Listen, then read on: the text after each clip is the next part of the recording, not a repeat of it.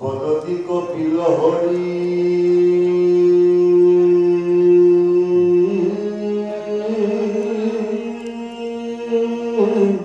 কমকে ল পিছত খাম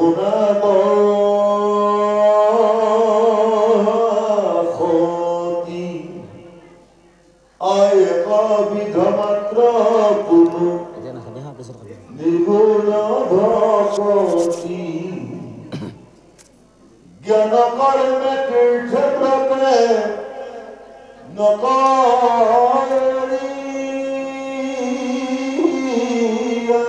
মন হুডি হবি সকলয় ভূত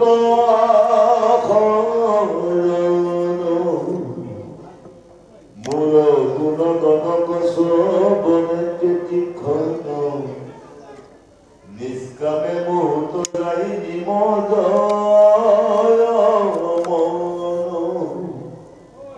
নিগুণ ভগতি এহি কহিলু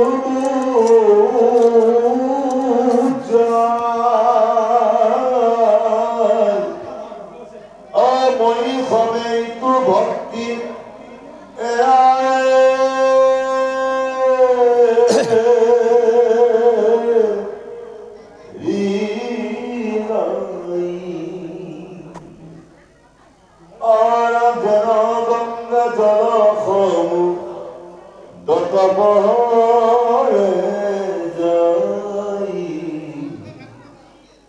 নির্গুণ ভগতি এহি কহিলু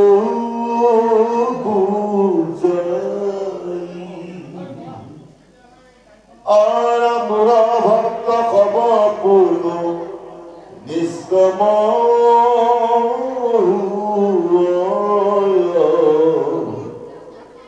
ই কথা নিশ্চয় মাও শুনিও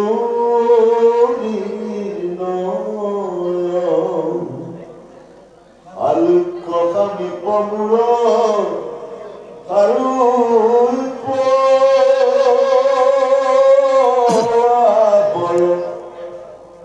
আজি জহিতে মুখ পঞ্চৰুষি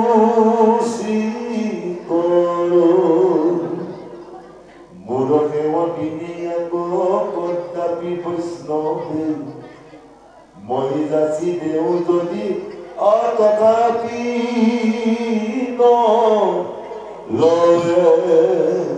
যদি বোলা তেবে তাৰাও ভজে কি কাৰণ ইহাৰ উত্তমতে বে শুনায় কমন ভকতি খে মাতা তাখম বাৰ মহাফল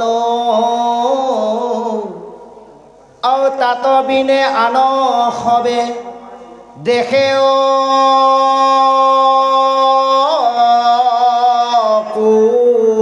কুশল জয় কৃষ্ণ। আজি কপিল মহাপ্ৰভুৱে দেৱহতী মাতৃক কৈছে, হে মহাসতী তুমি শুনা যে এবিধে নিৰ্গুণ ভক্তি আছে। সেই নিৰ্গুণ ভক্তি হৈছে যে জ্ঞান কৰ্ম তীৰ্থ ব্ৰত এইবোৰক মন নিদি কেৱল সুদৃঢ় বিশ্বাসে মোক যিজনে শৰণ লয় সেইজনে মোৰ গুণ নাম শ্ৰৱণ যেতিয়া কৰে তেওঁ নিষ্কামে তেওঁ মন মোৰলৈ নিমজ নিবেদন হৈ যায়।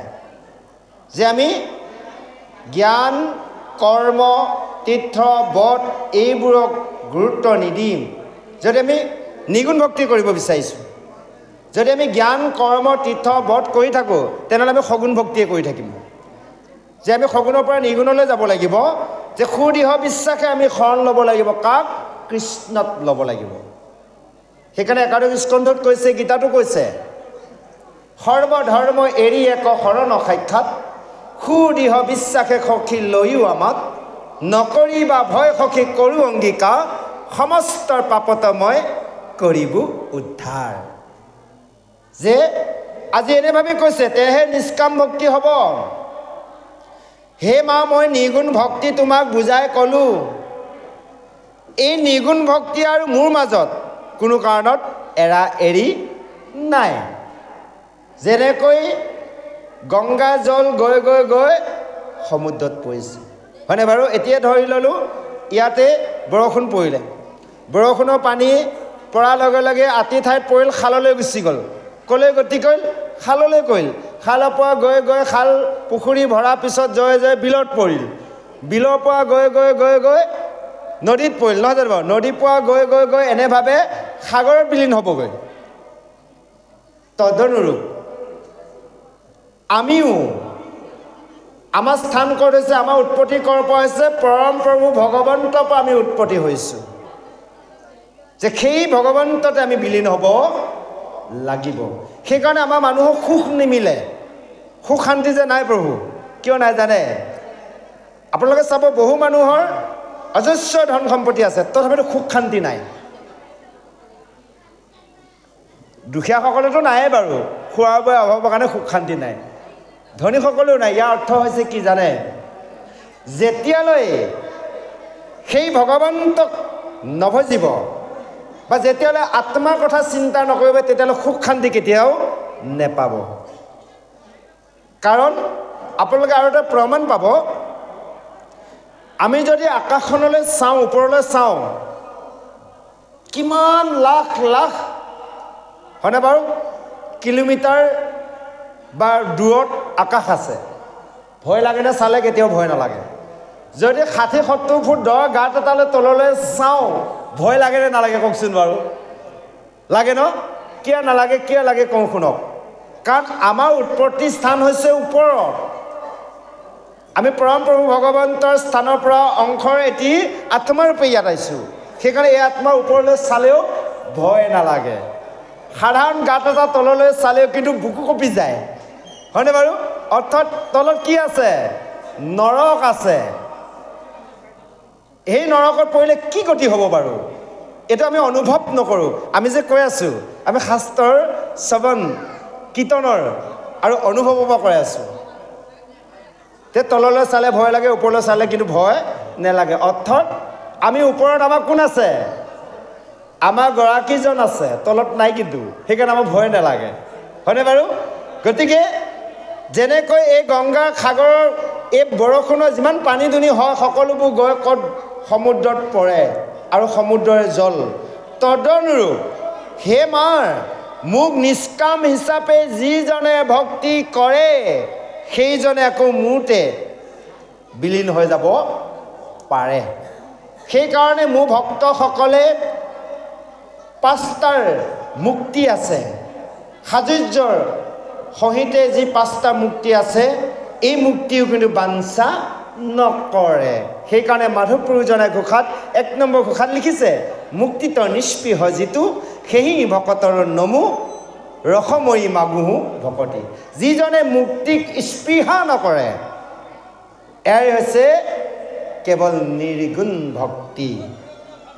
সেইকাৰণে যেতিয়া তেনেভাৱে সেইজন পৰম প্ৰভুক ভজনাৰ নিষ্কাম হিচাপে কয়, তেতিয়া 5বিধ মুক্তিয়ে সেইজন ভক্তৰ পিছে পিছে ফুৰে। কেনেকৈ?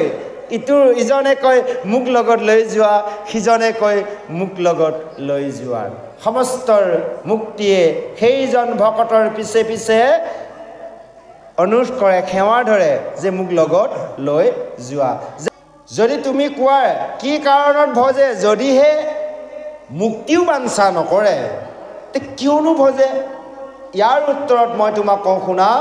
ভক্তিয়ে হৈছে মাতাৰ মাহ আৰু ভক্তি হৈছে মহাফল। তাৰ বিনে একো কুশল নেদেখে সেইজন ভকতে। যে আমি কেৱল আমাৰ কুশল যদি বাঞ্ছা কৰিছোঁ, তেনেহ'লে আমি ভক্তি কৰিব লাগিব। কাৰণ সেইকাৰণে কৈছে, মিনতি বচন বোলো সৰ্বজন, শুনিও শাস্ত্ৰৰ মৰ্ম, আপোনাৰ কুশল চাবা যেবে তেবে, নেৰিবা যুগৰ ধৰ্ম। যদি আমি নিজৰ কুশল কামনা কৰিছোঁ, যুগৰ ধৰ্ম অনুসাৰে কলি যুগত আমি হৰিক ভজিব লাগিব। সেই গুৰু সমস্ত মাতৃ সমস্ত আহক। ইয়াৰ পিছত আৰু সুন্দৰ পদে আগবাঢ়িছে আমি শ্ৰৱণ কৰোঁ জয় কৃষ্ণ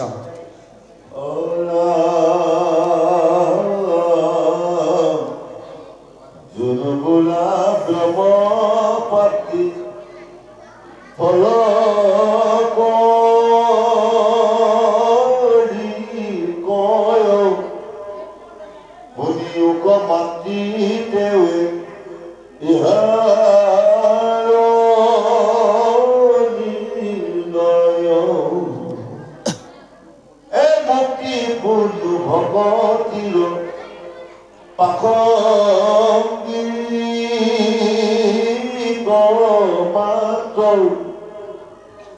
ভগতি কৰতে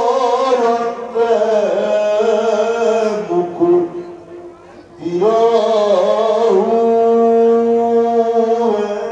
পাত্ৰ ভগতিৰ ইয়াকে মাও মুখ্য গুণ হয় ভগতিয়ে কোনো মতি অধীন কৰে আবেহি ভগতিৰ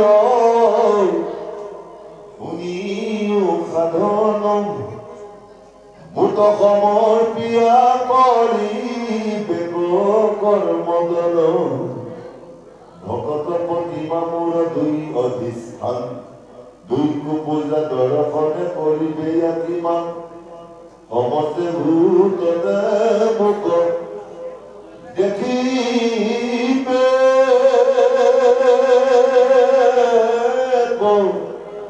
মহনে বিৰকত হুয় ভঙ্গ এৰিব যতনে সমানত বৈকি উত্তমত সতকাৰ দৰিদ্ৰত দয়া কৰি বেক বাৰম্বাৰ গীতা ভাগৱত শাস্ত্ৰ কৰিবে শ্ৰৱণ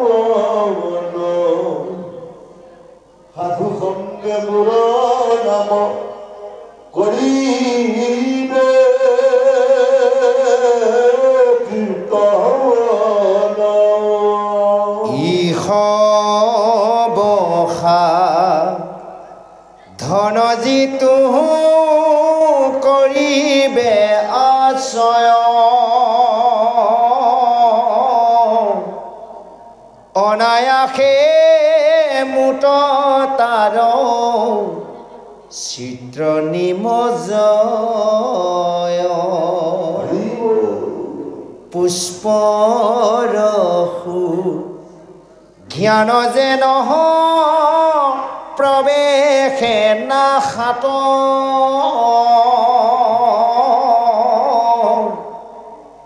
এমতে যোগীৰ চিত্ৰ প্ৰৱেশে আমাত জয় কৃষ্ণ ইমান সুন্দৰভাৱে কপিল মহাপ্ৰভুৱে আজি দেৱহতী মাতৃক কোৱাৰ চলেৰে আমাক সমস্তক কৈছে হে মা তুমি যদি ক'ব বিচৰা যদি সেই পাঁচবিধ মুক্তিক বাঞ্ছা নকৰে তেনেহ'লে ভক্তিনো কিয় কৰে ইয়াৰ উত্তৰত মই কওঁ শুনা ভক্তি হৈছে কেৱল প্ৰাসংগিক মুক্তিবোৰ হৈছে কেৱল প্ৰাসংগিক ভকতি কৰিলে মুকুতি এনেই পায় আমি মুক্তি অকল মানে এক্সট্ৰাকৈ বিচৰাৰ প্ৰয়োজন নাই ভকতি কৰিলে মুকুতি এনেই আহি থাকিব কিন্তু আমি ভক্তি কৰিব লাগিব দৃঢ়ভাৱে কৰিব লাগিব হে মা শুনা যে ভকতি মোৰ অধীন যে মুক্তিবোৰ আহিব কৈছে ভকতিয়ে মোক অধীন কৰিব পাৰে আমি ঐশ্বৰ্য বিভূতি এসোপা দি ভগৱন্তক যদি সেৱা কৰোঁ ভগৱন্তক আমি সন্তুষ্ট কৰাব নোৱাৰোঁ কেৱল আমি ভক্তিয়েহে পাৰিম হয়নে বাৰু সেইকাৰণে কৈছে ঐশ্বৰ্য বিভূতি কি দিব তোমাক আপুনি লক্ষ্মীৰ প্ৰতি কিবা স্তুতি নতি কৰিব তোমাক যাৰ ভাজ্যা সৰস্বতী আমি এসোপা স্তুতি মিনতি কৰিও ভগৱন্তক সন্তুষ্ট কৰাব নোৱাৰোঁ এসোপা ঐশ্বৰ্য বিভূতি দিও ভগৱন্তক সন্তুষ্ট কৰাব নোৱাৰোঁ যদিহে আমি কায় বাক্য মন এক কৰি ভগৱন্তক নিবেদন কৰিব পৰা নাই সেইকাৰণে কৈছে যে হে মাৰ এনেভাৱে সমস্তৰ মোক যদি অৰ্পণ কৰি কৰ্ম কৰে তেনেহ'লে সেই ভক্তি হ'ব মোৰ ভক্তি। আমি ভগৱন্তক সমস্ত অৰ্পণ নকৰোঁ, অকণমান ভগৱন্তক দিওঁ, বাকীখিনি নিজে দায়িত্ব লওঁ। আমি কাৰো দায়িত্ব ল'ব পৰা হোৱা নাই। আমি নিজৰ দায়িত্ব নিজে ল'ব নোৱাৰোঁ। কাৰোবাৰ দায়িত্ব ল'ব পাৰোঁনে বাৰু? কেতিয়াও নোৱাৰোঁ। সেইকাৰণে কৈছে হে মাৰ এনেভাৱে সমস্ত কৰ্ম যিজনে মোক সমৰ্পণ কৰি অৰ্পণ কৰি কৰ্ম কৰে, এয়াই হৈছে ভকতৰ, ভকত হৈছে মোৰ প্ৰতিনিধি।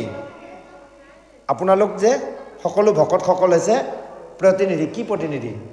প্ৰভু ভগৱন্তই কৈছে, একাদশ স্কন্ধত উদ্ধৱক কৈছিল, হে উদ্ধৱ, যে মই ভক্তৰ সকলৰ অৰ্থাৎ তুমি মোক এই বৈকুণ্ঠৰ যোৱাৰ পিছত কেনেকৈ দৰ্শন পাবা মই কওঁ শুনা। তুমি মোক চতুৰ্ভুজ ৰূপে নোপোৱা, তুমি মোক দ্বিভুজ ৰূপত পাবা। ভগৱন্তই চতুৰ্ভুজ ৰূপ শংখ চক্ৰ গদা পদ্ম লৈ আপোনালোক আমাৰ সমস্তক আহি দেখা নিদিয়ে। কেনেকৈ দিব? দ্বিভুজ অৰ্থাৎ ভকত ৰূপে। ভগৱন্তৰ প্ৰতিনিধি ভকত। আমি যদি ভকতক ভগৱন্তৰ জ্ঞান কৰিব পৰা নাই, তেনেহ'লে এই জীৱনটো চিঞৰি চিঞৰি ভগৱন্তৰ নাম গুণ গাই সাধুসংগ কৰি শ্ৰৱণ কৰিলে আমি ভগৱন্তক নাপাওঁ। কাৰণ ভকতক আমি ভগৱানৰ দৰে ভাবিব লাগিব। সেইকাৰণে কৈছে, অ' ভকতে ভগৱান লৈছে হৰি নাম, এয়া যে বৈকুণ্ঠ থানে জয় গোবিন্দ ৰাম। আমি ভকতক ভগৱান জ্ঞান কৰিব পাৰিব লাগিব। আজি পদফাঁকিত কৈছে, আমি পদফাঁকি এবাৰ মাতি দিছোঁ, কৈছে ভকত প্ৰতিমা মোৰ দুই অধিষ্ঠান, দুইকো পূজাৰ দৰ্শনে কৰিবে আতিমান। যে ভকত মোৰ প্ৰতিনিধি আৰু প্ৰতিমা হ'ল মোৰ প্ৰতিনিধি, এই দুয়োজনকো দৰ্শন কৰি সন্মান কৰিবা।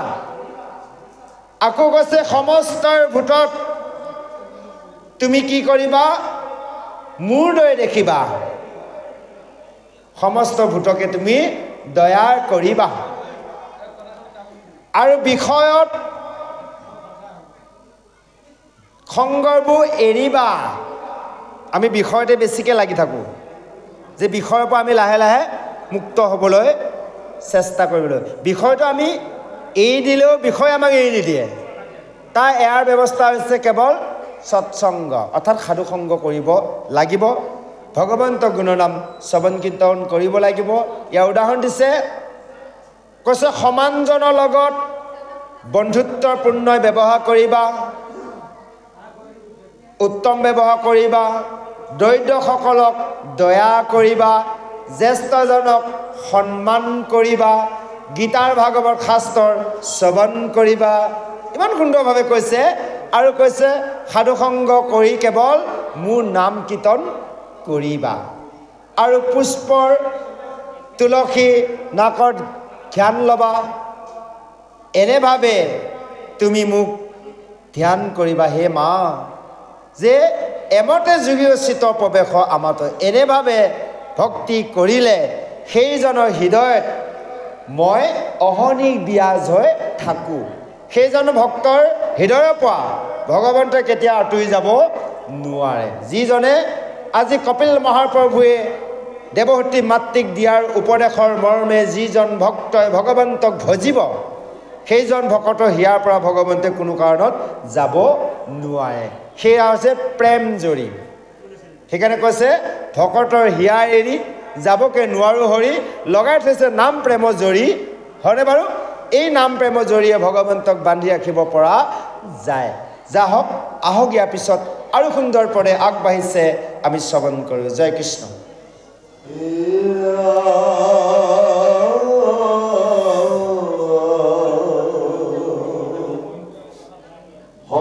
সমস্ত ভূততে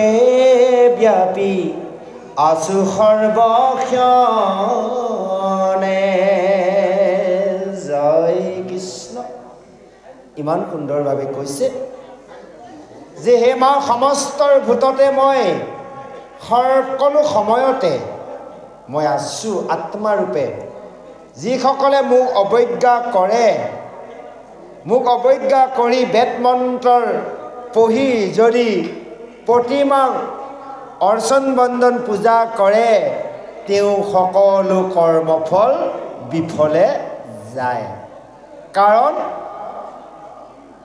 মোক সমস্ত আত্মাত থকাটো তেওঁ মোক চিনি নাপালে গতিকে তেওঁ সকলো শ্ৰম ইনেহে কৰা হয় সেইকাৰণে কৈছে যে পানীক উপেক্ষা কৰি যিজন মোৰ হয় পূজা কৰে অৰ্থাৎ জীৱক হিংসা কৰি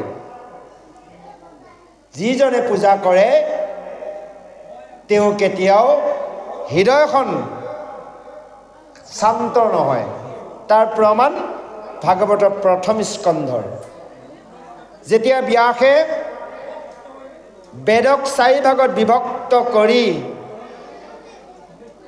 14খন শাস্ত্ৰ ৰচনা কৰি 17খন পুৰাণ ৰচনা কৰিল কিন্তু সেই বদৰিকাশ্ৰমত উগুল থুগুল মনে বহি আছে শান্তি নাই তেওঁ হৃদয় এখন নাৱত উপস্থিত হ'ল হয়নে বাৰু তেওঁ নাৱতে কোৱা নাছিল হেৰৌ বেদব্যাস তুমি সমস্তৰ জগতকে সৰ্বনাশ কৰিলা কাৰণ তুমি জীৱসমূহক প্ৰাণ লোৱাৰ ব্যৱস্থা কৰিলা যে আনক হিংসা কৰিলে নিজে শান্তি কেতিয়াও নাপায় ন প্ৰভু চাবচোন বাৰু খুব খঙৰ ভমকত যদি আপোনালোকে কাৰোবাক নক'ব লগা কথা এষাৰ কৈ আহিল অকলে অকলে থাকি অকণমান হ'লেও নিজৰ অন্তৰত বেয়া লাগিব চে মই ক'ব নালাগিছিল কিয় ক'লোঁ হৃদয়খন ইচ্ছাত পিছাত হৈ থাকিব তদনুৰূপ যদি মই সমস্ত ভূতত থকাত মোক জীৱৰ শৰীৰত থকাত হিংসা কৰি যদি যিজনে পূজা কৰে তেওঁ কেতিয়া হৃদয়খন শান্ত নহয় বুলি কৈছে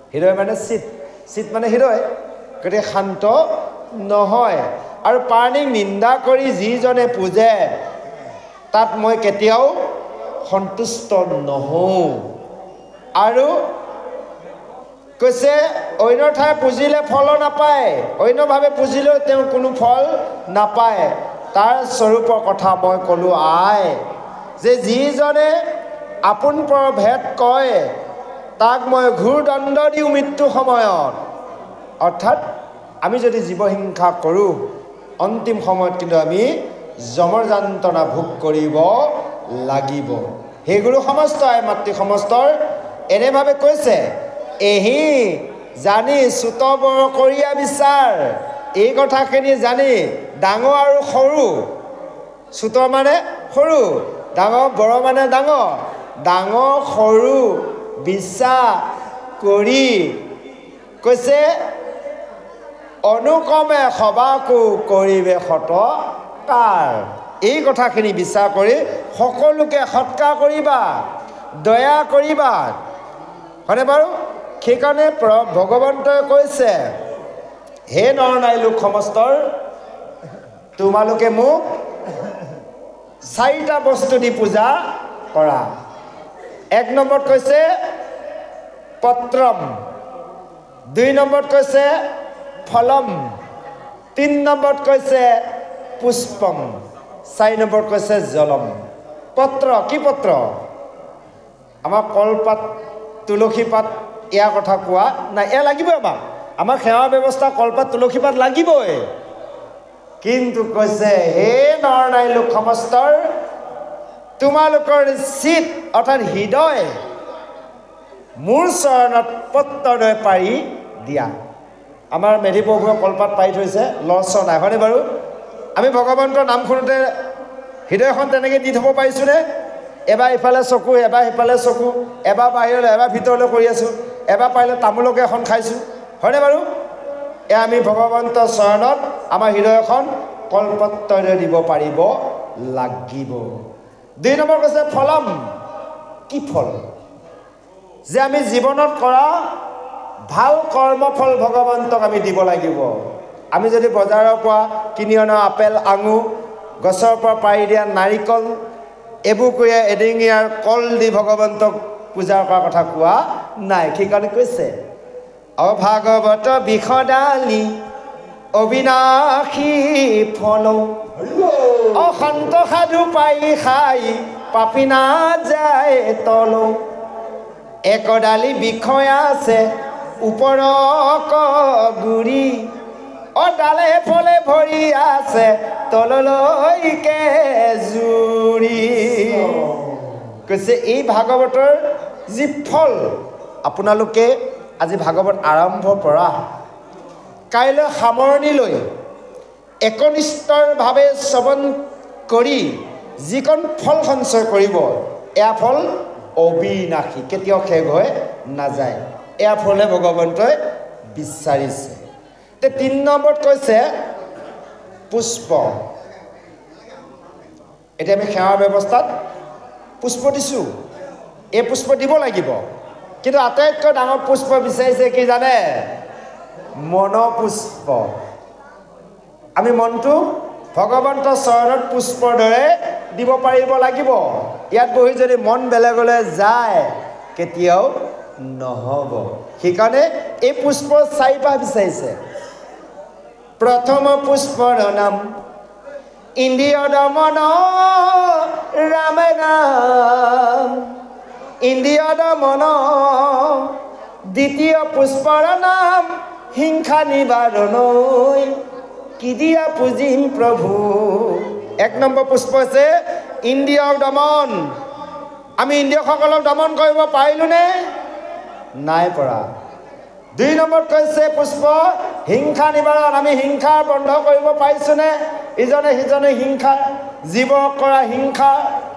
নাই পৰা তিন নম্বৰ কৈছে তৃতীয় পুষ্পৰ নাম প্ৰাণী দয়াময় ৰাম ৰাম প্ৰাণী দয়াময় ক্ষমা নামে চাৰি পুষ্প জানিবা নিশ্চয় কি দিয়া পুজিম প্ৰভু তিন নম্বৰ পুষ্প হৈছে প্ৰাণী দয়াময় জীৱসমূহক দয়া কৰিছোনে নাই কৰা চাৰি নম্বৰ পুষ্প কৈছে কোনোবাই যদি ভুল কৰিছে তেওঁক আমি ক্ষমা কৰি দিব পাৰিছোনে নাই বোলে নাই পৰা তেতিয়াহ'লে আমি একোৱে কৰিব পৰা নাই চাওক এই চাৰিপাহ পুষ্প দি যদি আমি পূজা কৰিব নোৱাৰোঁ ভগৱন্তক সন্তুষ্ট কৰিব নোৱাৰোঁ আজি এই কথাখিনি কি বুজাই আছে অৱশেষত কৈছে ৪ নম্বৰ বস্তুভাগ জলম জল কি জল আজি আমি ইয়াৰ জল ব্যৱস্থা কৰিছোঁ গংগা জল লাগিবই সেৱাৰ ব্যৱস্থা জল নহ'লে আমি একো পবিত্ৰ কৰিব নোৱাৰোঁ হয়নে বাৰু আটাইতকৈ ডাঙৰ জল ভগৱন্তই বিচাৰিছে কি নামে গংগা জল চৰণে কমল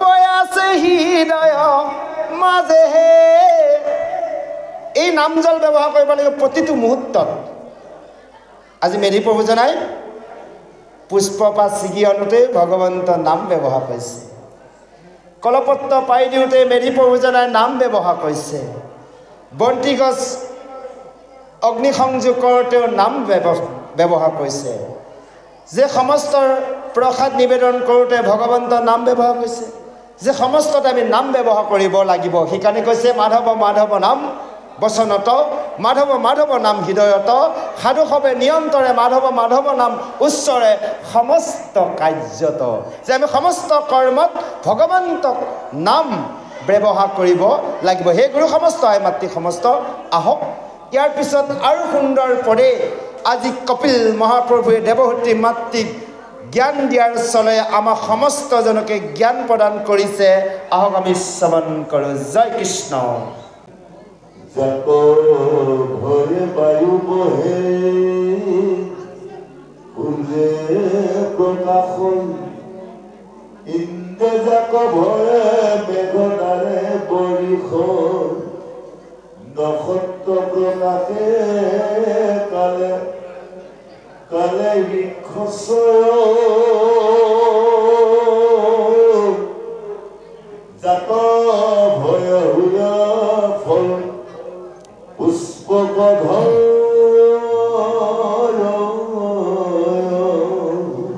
নদী বহে সমুদ্ৰ পাৰ নলংঘয় অগ্নি দহে ভূমি সমেত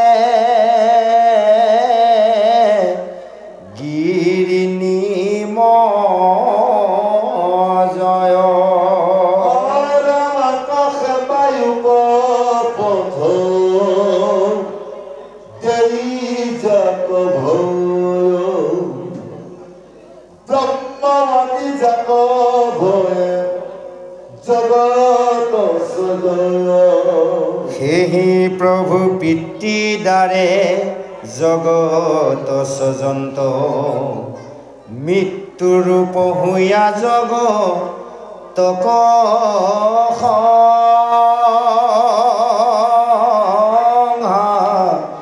ৰহন্ত আপুনি অনাদি নিত্ৰ জগতৰ ঈশ্বৰ তেহে প্ৰভু ভজনীৰ ইটো জগতৰ জয় এনেভাৱে কৈছে যে হে মাৰ এই কথাখিনি মই তোমাৰ আগত প্ৰকাশ কৰিলোঁ ভক্তি আৰু সাংখ্যৰ যুগ দুই পুৰুষৰ হিত আমাৰ পুৰুষ 4জন পুৰুষৰ কথা উল্লেখিত কৰিছে 4 পুৰুষ যে 4 নম্বৰ পুৰুষ হৈছে আমাৰ হৃদয়ত থকা আত্মা যিজন নিৰ্গুণ 1 নম্বৰ পুৰুষ আৰু এজন অনন্ত সজ্জাত আছে নাৰায়ণ নহয় জানো বাৰু গতিকে এই 4 পুৰুষ সেইকাৰণে কৈছে পুৰুষৰ হিতৰ কৰ্ম কৰিব লাগিব এক ঈশ্বৰক আশ্ৰয় কৰি আৰু হে মা মই তোমাক সেই মোৰ ঐশ্বৰ্যৰ বিষয়ে বুজাই কওঁ শুনা যে যাৰ ভয়ত আজি বায়ু বিচৰণ বিলাই আছে সূৰ্যই ৰাতিপুৱা উদয় হৈছে সন্ধিয়া অস্ত গৈছে কাৰ আজ্ঞা পালন কৰিছে কাৰ ভয়ৰ কৰ্ম কৰিছে কেৱল ভগৱন্ত বাক্য ৰক্ষা কৰিছে সেইকাৰণে কৈছে ভগৱন্তৰ আজ্ঞাৰ অবিহনে বৃক্ষপত্ৰ এটাও লস্বৰ নহয় আমি আকৌ মানুহবোৰে কি কওঁ জানে ভগৱন্তৰ আজ্ঞা অবিহনে কৰ্ম কৰোঁ ভগৱানে যিটো কৰিব দিয়ে আমি তাকেই কৰোঁ নকৰোঁনে বাৰু কৰোঁ কিন্তু আজি চন্দ্ৰ সূৰ্য বায়ু বৰুণ অগ্নিও কি কৈছে ভগৱন্তৰ আজ্ঞা পালন কৰি কৰ্ম কৰিছে পদকেফাকিত কৈছে জাক ভয়ে বায়ু বহে সূৰ্যৰ প্ৰকাশ হয় ইন্দ্ৰ জাক ভয়ে মেঘৰ দ্বাৰে বৰিষ হয় নক্ষত্ৰ প্ৰকাশে কালে কালে বৃক্ষ ছয় জাত ভয়ে হুইয়া ফল পুষ্পৰ ধৰে আজি গছৰো ফল লৈছে সেই ভগৱন্তৰ বাক্য ৰক্ষা কৰি কৰ্ম কৰি আছে আজি মেঘৰ ইন্দ্ৰই সেই মেঘৰ দ্বাৰা বৰষুণ দিয়াই আছে নক্ষত্ৰবোৰ খালখনলৈ হৈছে নদীও সমুদ্ৰও পাৰ বাগৰি পানী বৈছে আৰু অগ্নিও দহন শক্তি কৰ্ম কৰিছে এনেভাৱে সকলোবোৰে ভগৱন্ত আজ্ঞা পালন কৰিছে সেইকাৰণে কৈছে আকাশৰ পথত সকলোবোৰ ভ্ৰমণ কৰিছে আৰু ব্ৰহ্মায়ো ভগৱন্ত বাক্য ৰক্ষা কৰি তেওঁ স্বজন কৰিছে আৰু মৃত্যুৰূপে মই সকলোকে সংহাৰ কৰোঁ হে মা আজি ইমান সুন্দৰভাৱে বুজাই দিছে যে কৈছে আপুনি অনাদি নিত্য জগতৰ ঈশ্বৰ তেহে প্ৰভু ভজনীয় ইটো জগতৰ যে যিজন নিত্য নিৰঞ্জন জগতৰ ঈশ্বৰ সেইজনে হৈছে সকলোৱে ভজনীয় আমি কাক ভজিব লাগে এক ঈশ্বৰক ভজিব লাগে আজি এইখিনি আমি এতিয়া বিভিন্নজনে বিভিন্ন দেৱ দেৱতাৰ পূজা কৰিছোঁ নহয় জানো সেই এই কথাটোৱে বুজাইছে সেইসকলে কাক ভজি আছে সেইজন পৰম প্ৰভু ভগৱন্তক গতিকে সেইজন ভগৱন্তৰ দ্বাৰাহে গতি সাধন কৰিব পাৰি তাৰ প্ৰত্যুত্তৰ প্ৰমাণ শতাংগ ৰজা নহয় জানো শতাংগ নৃপতি যেতিয়া ইন্দ্ৰসকল দেৱতাসকলক অশোকসকলৰ লগত যুদ্ধ কৰি শতাংগ ৰজাই ইন্দ্ৰ ৰাজ্যখন বচালে অৱসৰ অহা সময়ত কৈছিল নহয় যে হে মহাৰাজ তুমি আমাক যথেষ্ট সহায় কৰিলা তোমাক কি লাগিব কোৱা আমাৰ দেৱতাসমূহৰ পৰা শতাংগই কি বুলি কৈছিল যে মোক মুক্তি দিয়া ইন্দ্ৰই কৈছিল যে মোৰ নিজৰ মুক্তি নাই মই তোমাক কেনেকৈ মুক্তি দিম বোলে মই মুক্তি কেনেকৈ পাম বোলে তুমি এক ঈশ্বৰক ভজিব লাগিব তেতিয়া লগে লগে গুৰু বৃহস্পতিক দেৱগুৰু বৃহস্পতিক ক'লে হে গুৰুদেৱ মোৰ আয়ুসটো চাই দিয়াচোন বোলে তোমাৰ 2 দণ্ডহে সময় আছে 2 দণ্ড কিমান জানে 1 দণ্ড 24 মিনিট 2 দণ্ড 48 মিনিট যে এই 2 দণ্ডৰ সময়ত লগে লগে পৃথিৱীলৈ আহি নিষ্পুত্ৰক ৰাজ্যভাৰ অৰ্পণ কৰি 2 দণ্ডত ঈশ্বৰক ভজি শতাংগ ৰজাই গতি সাধন কৰিছে এই কথাখিনি পৰীক্ষিতক সুন্দৰভাৱে প্ৰথম স্কন্ধত দ্বিতীয় সুন্দৰভাৱে পৰীক্ষিতক সুকে কৈছিল যে হেৰা পৰীক্ষিত যে সেই শতাংগই 2 দণ্ডত গতি পালে তুমি 7 দিন জীয়াই থাকিবা তুমি কিয় ভয় খাইছা হয়নে বাৰু আমি বাৰু কিমান দিন জীয়াই থাকোঁ তাও ঠিকনা নাই আমি ভয় খাব লগা নাই 2 দণ্ড সময় 48 মিনিটত যদি শতাংগ ৰজাই ঈশ্বৰক চিন্তা কৰি বৈকুণ্ঠলৈ যাব পাৰিছে পৰীক্ষিতে 7 দিন ভাগৱত শ্ৰৱণ কৰি গংগা তীৰত বৈকুণ্ঠ যাব পাৰিছে আমি দেখোন সোমবাৰৰ পৰা ঘূৰি ৰবিবাৰলৈ 7টা দিন কঠো খেদি আছোঁ আমি কি নাপাম নেকি নিশ্চয় পাম কাৰণ আজি কপিল মহাপ্ৰভুৱে দেৱহতী মাতৃক যি ভক্তিৰ লক্ষণৰ বিষয়ে কৈছে তেনেভাৱে আমিও ভক্তি কৰিব লাগিব। সেই গুৰু সমস্ত আই মাতৃ সমস্তৰ এনেভাৱে কৈছে অৱশেষত আজি সেইজন ভগৱন্তকে ভজিব দিছে যিজন সমস্তৰ ব্ৰহ্মা হৰিও যাক পূজা কৰে সেইজনক ভজিবলৈ উপদেশ দিছে। আহক ইয়াৰ পিছত কালৰ প্ৰভাৱ সংসাৰ আৰু তামসিক গতি এই যে জীৱসমূহে ঈশ্বৰক নভজি মনুষ্য জন্ম পায় ঈশ্বৰক নভজিলে পুনৰ কেনেভাৱে দুখ যন্ত্ৰণা ভোগ কৰিব লগা হয় তাৰ পদত সুন্দৰভাৱে দিয়া আছে। আহক আমি শ্ৰৱণ কৰোঁ। জয় কৃষ্ণ।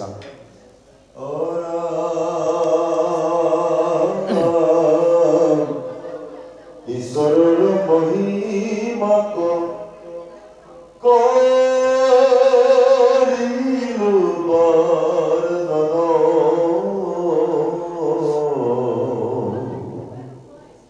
তাক তুমি ৰংগমনে কৰিলা শ্ৰৱণ কালৰ প্ৰভাৱ সমে জীৱৰ সংসাৰ কহুৱাবে তাক সমে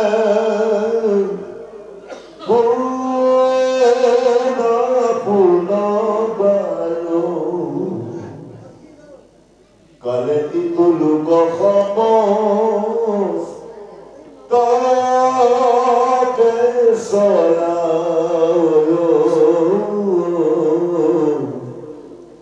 তবু তাৰ বিক্ৰম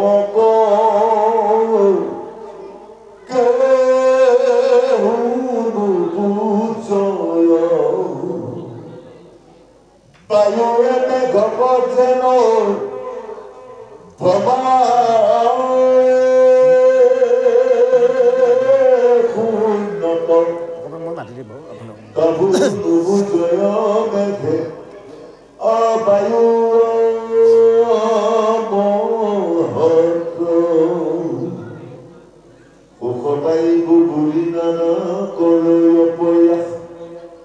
জীৱা অৰ্থে আৰ্জে তাকো কালে কৰে না তেবে তার অর্থে ভুক করে দিন রাতি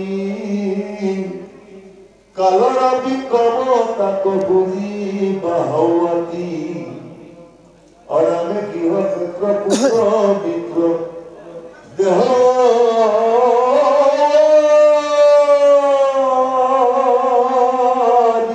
যত কিন্তু হবে মিশা পরমার্থ বিষা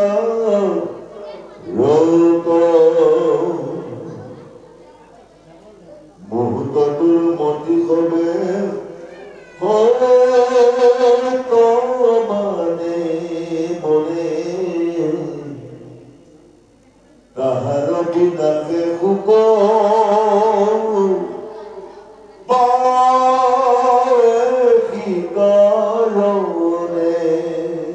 ঘোৰ সংসাৰত যেই জুনি যায় নাহি বিৰকতি তৈতে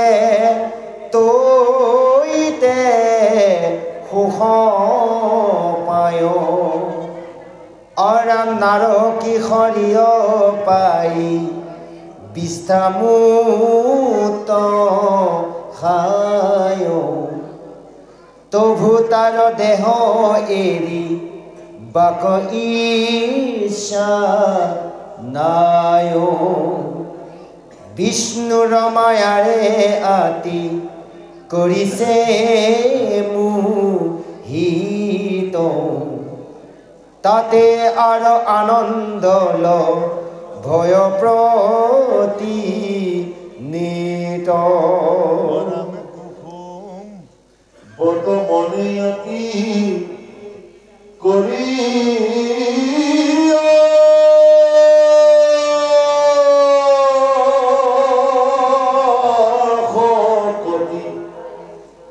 অনামে যুদ্ধকে আহিন ভৈল অধিকব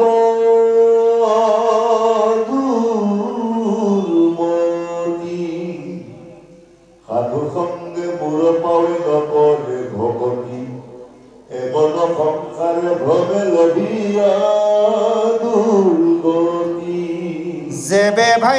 পুত্ৰ ভিত্ৰ ভৈল পশুচয় কীট কীত্ৰ ভৈলো বুলি অপাছে নয় জয় কৃষ্ণ। এতিয়া কালৰ প্ৰভাৱ সংসাৰৰ আৰু তামসিক গতি, অৰ্থাৎ কাল হৈছে সময়। সেই ঈশ্বৰে মহিমাৰ ইয়াক কোনেও কিন্তু বুজি পোৱা নাই। সেইকাৰণে কৈছে কালৰ প্ৰভাৱত সমস্ত জীৱসমূহে সংসাৰত ভ্ৰমি থাকিব। কাল এই জন্ম, সময় গৈ গৈ গৈ গৈ মৃত্যু, আকৌ জন্ম আকৌ মৃত্যু, এয়া কালৰ প্ৰভাৱত জীৱসমূহে সংসাৰত ভ্ৰমি আছে। ইয়াৰ কথা মই কওঁ, হে মা তুমি শুনা, যে কালেইটো লোক সমস্তকে চলাই আছে। এই কালে অৰ্থাৎ ভগৱন্তৰ কাল অৰ্থাৎ সময়ে সকলোকে চলাই আছে। তথাপিতো এই কালৰ বিক্ৰমৰ কথা কোনোজনে বুজি পোৱা আমি নাই। কাৰণ যেতিয়ালৈ আমি আত্মজ্ঞানী নহ'ম তেতিয়ালৈ এই কথাখিনি ভালদৰে বুজি নেপাম। সেইকাৰণে উদাহৰণ দিছে যে বায়ুৱে মেঘক শূন্যত ভ্ৰমণ কৰাই আছে, মেঘে কিন্তু বায়ু মহিমা বুজি পোৱা নাই। তদনুৰূপ আমিও ভগৱন্ত কালে সময় গতিত আমাকো ভমাই আছে এই সংসাৰখনত। এই দুখ এই সুখ হয়নে বাৰু, বিভিন্ন ইত্যাদি ইত্যাদি সংসাৰখনৰ গৃহখনত, কিন্তু আমি উপলব্ধি কৰা নাই। সেইকাৰণে কৈছে যে সমস্ত লোকসমূহে সুখ পাওঁ বুলি দিনটোত কৰ্ম কৰে, সুখ পাইছে জানো? আপোনালোকে হিচাপ কৰিব। আমি জীৱনত কিন্তু অংক কৰিছোঁ দেই প্ৰভু, ভাগৱতে দিয়া কিছু অংক কৰি থাকোঁ মাজে মাজে, লিষ্ট বনাই থাকোঁ মাজে মাজে, যে চাব ৰাতিপুৱা শুই উঠাৰ পৰা ৰাতি সন্ধিয়া সূৰ্য অস্ত যোৱালৈ যিকণ সময়ত আপোনালোক সমস্ত বিষয় কৰ্ম কৰে, বিষয় কৰ্ম কৰোঁতে কোনে কিমান সুখ পাইছিল, কোনে কিমান দুখ পাইছিল তাৰ এটা লিষ্ট কৰিব। এখন বহীত লিখিব, ইফালে লিখিব সুখ, এটাটো লিখিব দুখ। ৰাতিপুৱা শুই উঠাৰ পৰা ৰাতি সন্ধিয়া সূৰ্যৰ অস্ত যোৱালৈ হিচাপ কৰিব সুখ কিমান পালে, দুখ কিমান পালে। কিন্তু দুখৰ তালিকাখন বেছি হ'ব, সুখৰ কিন্তু কম হ'ব, হয়নে বাৰু? এই উল্লেখিত হৈছে যে সুখ পাওঁ বুলি কৰ্ম কৰে, কিন্তু দুখৰ উপৰিও দুখহে পায়, হয়নে বাৰু? আটাইতকৈ যিটো সুখ আছে সাধুসংগত থাকি কৃষ্ণ কথাৰ শ্ৰৱণ কীৰ্তন কৰাটোৱে আটাইতকৈ সুখ। বিষয় কৰ্ম কৰিলোঁ, যিখিনি পৰিশ্ৰম কৰিলোঁ, পৰিশ্ৰম কৰোঁতে দেহটো কষ্ট পালোঁৱে, দুখ পালোঁৱে, যিটো ফল পাব লাগিছিল তাকো নাপালোঁ, তাতো দুখ, হয়নে বাৰু? দুখৰ উপৰিও দুখ, কিন্তু আমি অকণমান সুখ পাওঁ, তাকে আমি বহুত সুখ বুলি ভাবিছোঁ। সেইকাৰণে লেচাৰী চন্দ্ৰ লিখিছে, শুদ্ধ সুখে বহু আশা কৰি, হয়নে? শুদ্ধ মানে অকণমান, ভৱকূপে জীৱ আছে পৰি, হয়নে? কাল সৰ্পে ডংকি হৰাইলে চেতনতা। কাল এয়া সময়, কাল মানে সময়, বুজিছেনে? এই কাল সৰ্পই আমাক দংশন কৰি গিলি আছে, আমাৰ চেতনাই নাই, হয়নে বাৰু? এই কথাখিনি আমাক সুন্দৰভাৱে কৈছে যে এই কালৰ মহত্ব কোনেও বুজা নাই, সুখ পাওঁ বুলি কৰ্ম কৰে কেৱল দুখ পাইছে, আৰু যিকণ কষ্ট কৰি ধন অৰ্জন কৰিছে তাকো সময় গতিত নাগ হৈ গৈছে, হয়নে বাৰু? এইবাৰ বোলে ব্যৱসায় কৰি ইমান লাখ টকা পালোঁ, হিচাপৰ লিষ্টখন থাকিল, ধনকেইটা নাই, ক'লৈ গ'ল? কালৈ লৈ গ'ল, সময় গতিত গুচি গ'ল। এইবাৰ বোলে খেতি কৰি 300 মোন ধান পালোঁ, লাষ্ট টাইম যায় যেনে তেনে বছৰ ভাতটো হয় নে নহয় তাৰো চিন্তাহে হৈ থাকে, ক'লৈ গ'ল? নেবেচিলে চলিব নোৱাৰে, কিছু বিপদ আহিল তাৰ কাৰণে বিক্ৰী কৰি দিলে। এয়া হ'ল কি? হিচাপ থাকিব, ধন কিন্তু নেথাকে। এই আমি যিকণ এতিয়া সঞ্চয় কৰিছোঁ ধন, এয়া হিচাপো থাকিব, ধনো থাকিব, হিচাপ নাথাকিলেও ধন থাকিব। অৰ্থাৎ এই কথাখিনি আমি বুজা নাই, কালৰ গতিত সকলোবোৰ আমাৰ নাগ হৈ গৈ আছে। সেইকাৰণে কৈছে গৃহক্ষেত্ৰ পুত্ৰ মিত্ৰ দেহ, এই যিমানবোৰ, এইবোৰ হৈছে পৰমাৰ্থ বিচাৰত। আমি যদি আধ্যাত্মিক তত্ত্বত চাওঁ সকলো মিছা, এইটো দেহৰ কোনো কাম নাই, ভাইজাৰো কোনো কাম নাই, পুত্ৰৰো কোনো কাম নাই, মিতি কুটুম্বৰ কোনো কাম নাই, কোনেও কাৰো হ'ব নোৱাৰে। হয়নে বাৰু? আমি কাৰো নহয়, কোনেও আমাৰ আপোন নহয়। যিজন পুত্ৰক ইমান মৰম স্নেহ কৰিব, অন্তিম সময়ত সিও মুখত জুই লগাই দিব। জীয়াই থাকোঁতেতো আছে জ্বালা এটা, এগৰাকী আনি ল'ব নিজৰ পচন্দৰ মতে, বোলে ল'ৰাটোক সেইফালে বেলেগকৈ খায় বোলে। এইবোৰ কিয় হৈছে বাৰু? অজ্ঞানৰ বাবে। হয়নে বাৰু? আমি অজ্ঞানত থকাৰ বাবে এইবোৰ হৈছে। সেইকাৰণে প্ৰভুজনে পাঠ আৰম্ভ কৰোঁতে গাইছিল, অজ্ঞানত তুমি ৰান্ধাস্য জ্ঞান যেন চলা কৰা। আমি সেই অজ্ঞান এন্ধাৰত আমি জ্ঞানৰ বন্তি শলাডাল জ্বলাব লাগিব। জ্ঞান বন্তি যেতিয়ালৈ আমি জ্বলাব নোৱাৰিম, তেতিয়ালৈ কিন্তু আমি এই ভাৱনাতে চলিব লাগিব। আজি এনেভাৱে সংসাৰত যিসকল লোকে কৰ্ম কৰিছে, এই সকলোৰ কি কি জ্বালা হ'ব, অন্তিম সময়ত কেনেকৈ দুখ কষ্ট ভুগিব আৰু আত্মানো ক'লৈ যাব, ইয়াৰে উপদেশ দিবলৈ গৈ আছে। সেইকাৰণে কৈছে এইটো এটা নাৰকী দেহ। এইটো চাওকচোন, ইমান লেতেৰা দেহ এটাক আপোনালোকে চাবচোন, যদি কেইটামান 3-4 দিনমান গা নোধোৱাকৈ থাককচোন বাৰু। এতিয়া গৰম দিন 3-4 দিন নালাগে, এদিন গা নোধোৱাকৈ থাকিলে গা পৰা গোন্ধ ওলাব। হয়নে বাৰু? এইটো শৰীৰ ইমান ধুনীয়াকৈ আপোনালোক আমি বস্ত্ৰ পিন্ধি আছোঁ, গাটো ঘঁহি দিলে কোনো মাটি মাটি মলি কিছুমান ওলায়। হয়নে বাৰু? এয়া মাটিৰ দেহ। আটাইতকৈ ডাঙৰ ভাল হ'ল কি জানে? ভগৱন্তে ইমান সুন্দৰভাৱে দেহটো সজাই দিলে, আমাক আকৌ ইয়াৰ ভিতৰতে এটা ডাষ্টবিন বনাই দিলে। নহ'লেতো কি হ'ল হয় ঠিক নাই। ডাষ্টবিন বুজিছে? আমি যে যিমানবোৰ খাদ্য খাই আছোঁ, এইটো গেলা পচা হৈ ক'ত গৈ আছে বাৰু? তাৰ এটা ডাষ্টবিন বনাই থৈছে ভিতৰত, ইমান লেতেৰা। আপোনালোকে যে আমি শৌচ পেচাববিলাক কৰোঁ, কিমান দুৰ্গন্ধ। হয়নে বাৰু? এয়া ডাষ্টবিন। ভগৱন্তে যে এই ডাষ্টবিনটো বনাই নিদিলহেঁতেন, কিমান ডাঙৰ সমস্যা হ'লে হয় আমাৰ বাৰু। হয়নে বাৰু? কিন্তু সেইজন ভগৱন্তকে আমি পাহৰি থাকোঁ। সেইজন ভগৱন্তক আমি চিন্তা কৰিব লাগে, যাৰ দ্বাৰা আমি চলি আছোঁ, যাৰ দ্বাৰা আজি আমি বায়ু পাইছোঁ, যাৰ দ্বাৰা এটি সুন্দৰ শৰীৰ পাইছোঁ, সেইজন ভগৱন্তক আমি চিন্তা কৰিব লাগিব। সেয়া কৈছে এইটো নৰকী দেহ, এই শৰীৰটো বিষ্ঠামূত্ৰৰে ভৰি আছে, তথাপিতো এই দেহটো আমি এৰা ইচ্ছা নকৰোঁ। এই দেহটো আমি এৰিবলৈ যত্ন কৰিব লাগিব। কেতিয়া পাৰিম এৰিবলৈ? যেতিয়া আমি এই মায়াৰ পৰা পৰিত্ৰাণ পাম, যেতিয়া আমি আত্মজ্ঞানী হ'ম, আত্মবুদ্ধি হ'ম, যেতিয়া আমি নিজক চিনি পাম। সেইকাৰণে আমি প্ৰথমে নিজক চিনিব লাগিব। বিশ্বব্ৰহ্মাণ্ড কাৰোবাক চিনি পোৱাৰ আগত আমি প্ৰথমে নিজক চিনিব লাগিব। আমি যদি নিজক চিনি পাইছোঁ, তেতিয়া বিশ্বব্ৰহ্মাণ্ডত সকলোজনকে চিনি পাম। হয়নে বাৰু? আমি চিনি নোপোৱাৰ কাৰণ হৈছে আমি অজ্ঞান। জ্ঞান হ'ব লাগিব। তাৰ প্ৰত্যুত্তৰ প্ৰমাণ যেতিয়াৰ দশম স্কন্ধ দিয়া আছে, গোপীসকলে ৰাসলীলা কৰিছিল কৃষ্ণৰ লগত। গোপীসকলৰ গৌৰৱ বাঢ়ি গ'ল, অহংকাৰ আহিল। আমাক ৰূপত বলিয়া কৃষ্ণ, উঠ বুলি ক'লে উঠে, বৰ বুলি ক'লে বহে। অন্তৰ্যামী ভগৱন্ত অন্তৰ্ধান হৈ গ'ল। বিচাৰি নাপায় গোপীসকলে, গোটেই গোপীসকলে হাবাদৈ খাইছিল, বৃক্ষ লতা তৰু সমস্ত পক্ষী পোখাক সুধি ফুৰিছিল। নাপাই পেলাই কি হ'ল? কৃষ্ণৰ লীলা কৰিবলৈ আৰম্ভ কৰিল। এগৰাকীয়ে কয় মই কৃষ্ণ, এগৰাকীয়ে কয় কৃষ্ণক পালোঁ বুলি এগৰাকী খাপতি ধৰে। এনেভাৱে লীলা কৰোঁতে, কৃষ্ণ চিন্তা কৰোঁতে কৰোঁতে তেওঁলোকে কৃষ্ণক দৰ্শন পালে। কেনেকৈ পালে? হয়নে বাৰু? কৃষ্ণ কৃষ্ণ বুলি গোপী এনেহে বলিয়া, হৃদয়তে আছে কৃষ্ণ চিনিহে নোপোৱা। এই হৃদয়ত থকা কৃষ্ণজন আমি প্ৰথমে চিনি পাব লাগিব। সেইকাৰণে প্ৰথমে কৈছে নিজক নিজে চিনি লোৱা। আমি নিজক যিদিনাখনে চিনিম, সেইদিনাখনে আমি এই মায়াৰ পৰা পৰিত্ৰাণ পাম। সেয়ে কৈছে বিষ্ণু মায়া। বিষ্ণু মায়াই সকলোকে মোহিত কৰি ৰাখিছে। তাতে আমি আনন্দ কৰি প্ৰতিদিনাখনে আমি আনন্দ কৰিছোঁ। কুটুম্ব মিতিৰসকলক লৈ আমি আনন্দ কৰি কৰি এনেভাৱে ধন আৰ্জন কৰিছোঁ।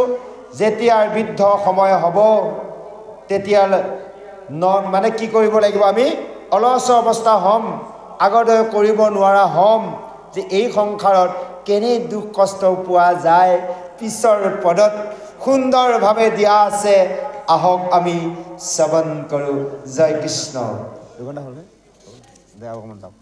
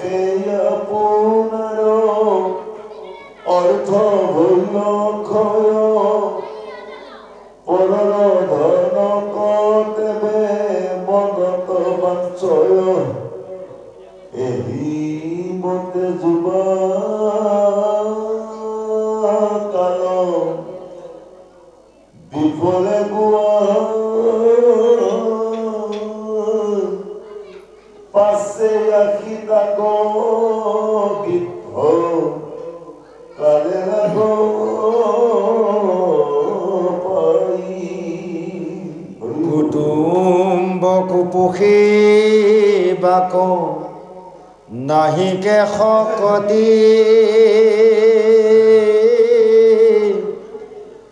নিশ্বাস কাহিয়া পৰি থাকো দুস্মতি অ হৰি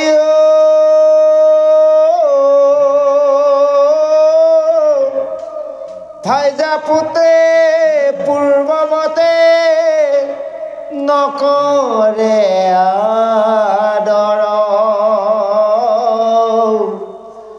অল্প বচনতে তাক কৰে অনুতৰ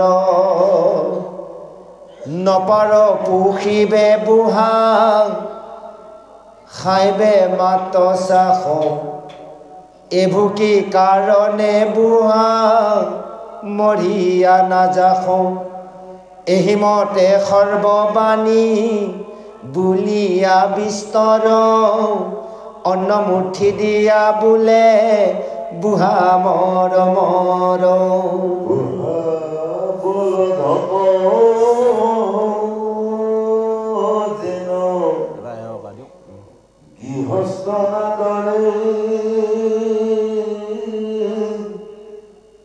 তাকু ভাৰজা পুত্ৰ হবে সেই মতে অ হৰি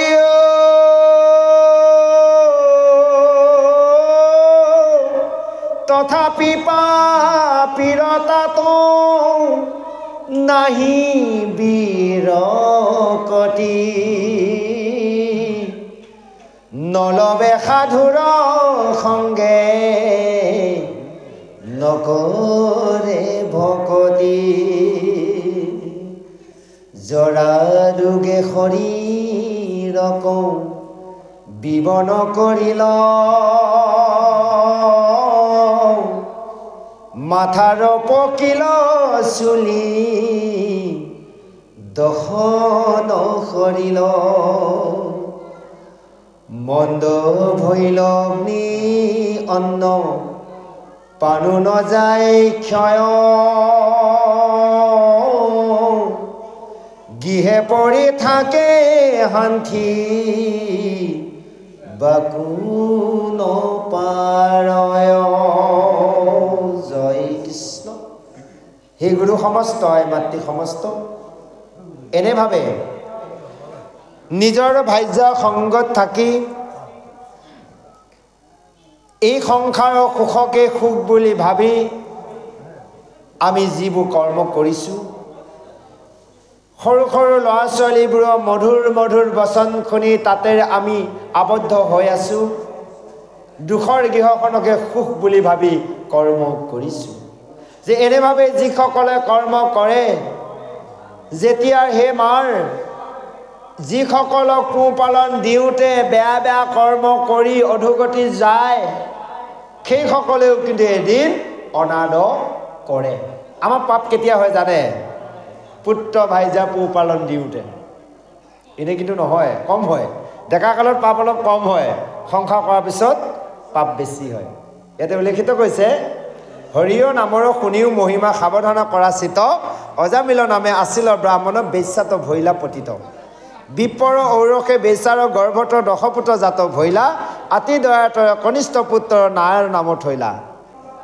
জাতি কুলকীয়া সমস্তে তেজিল, মিলিল কৰ্ম বিপাক,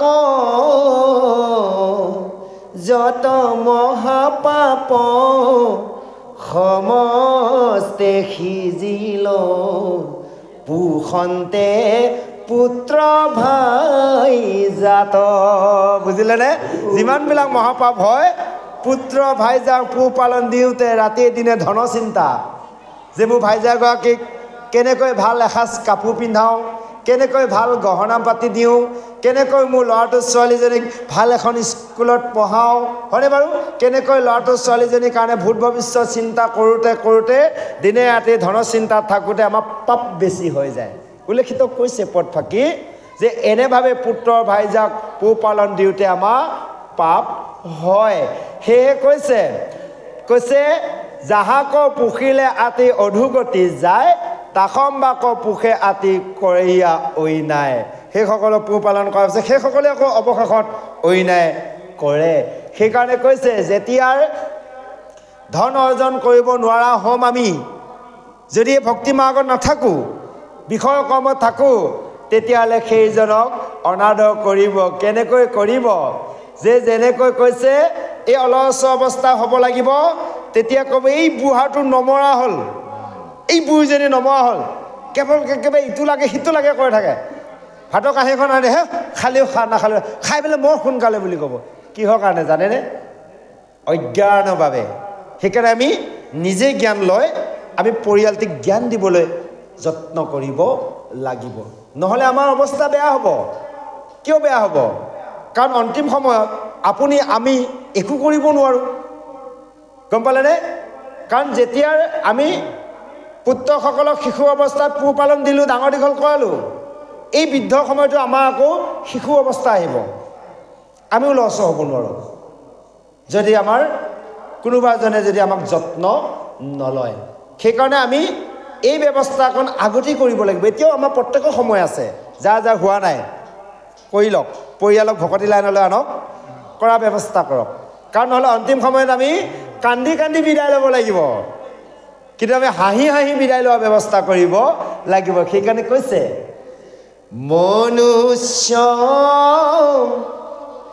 জনম লৈ লবা বিদায়,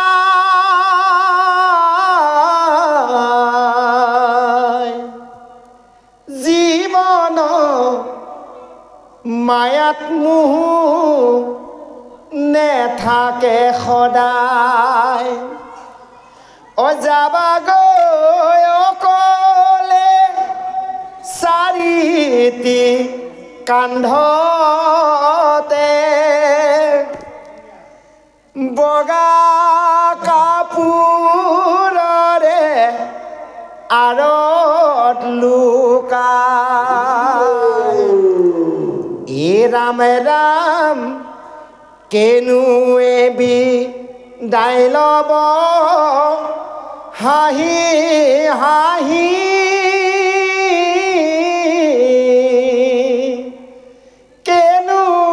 বিদায় ল'ব কান্দি কান্দি জীৱন মায়াত মোৰ হেৰুৱা সিজনে কান্দিব ক'লে ভাগ্যক ধিয়াই।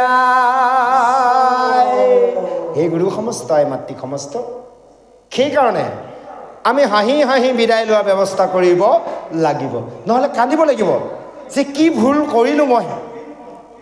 এইসকল ল'ৰা ছোৱালীক জন্ম দি সিহঁতৰ কাৰণে ইমান কষ্ট কৰিলোঁ, গু মূৰ ধোৱালোঁ, খাব নাপাব বুলি নিজৰ খোৱাৰ গালকো দিলোঁ, উৱালোঁ, পিন্ধালোঁ, পঢ়ালোঁ, শুনালোঁ, আজি মোক এয়া অৱস্থা কৰিলে। কান্দিব লাগিব আমি সেইখিনি সময়ত।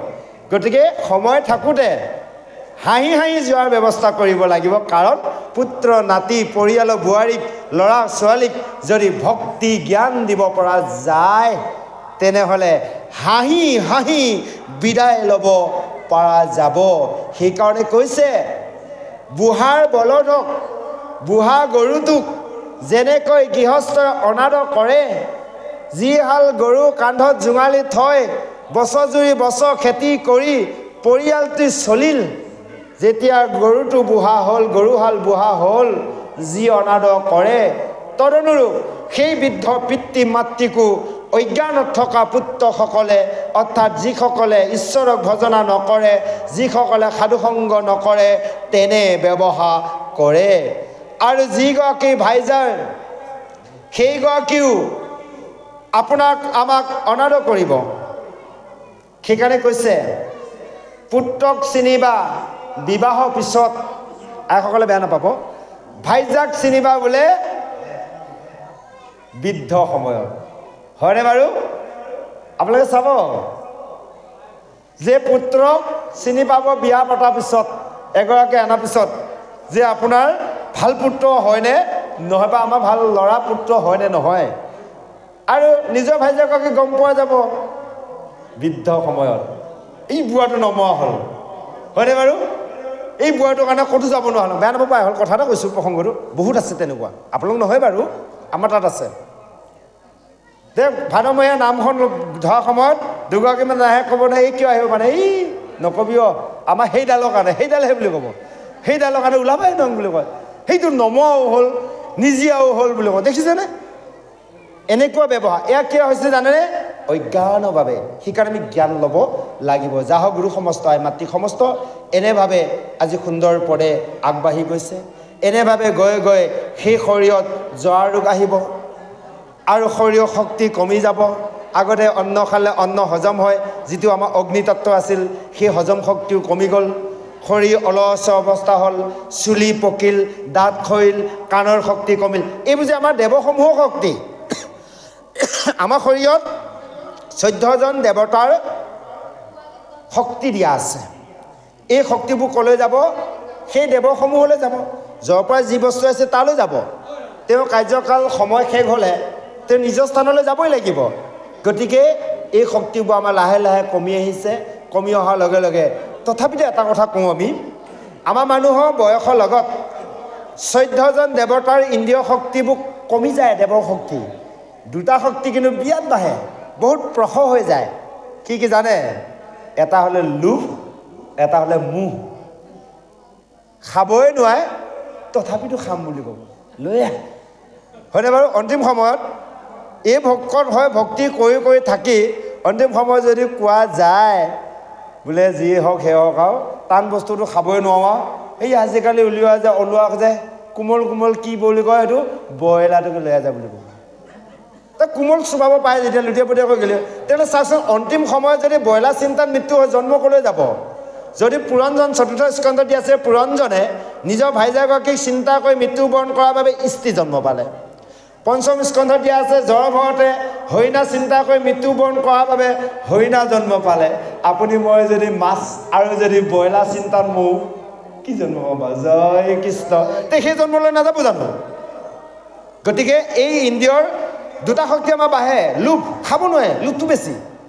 আৰু মোহ, কোনটো মোহ জানে? কালি পৰহি যাবগৈ, সীমাটোৰ লগত ওচৰৰ ঘৰৰ লগত সদায় কাজিয়া লাগি থাকে এই বুঢ়া বয়সত।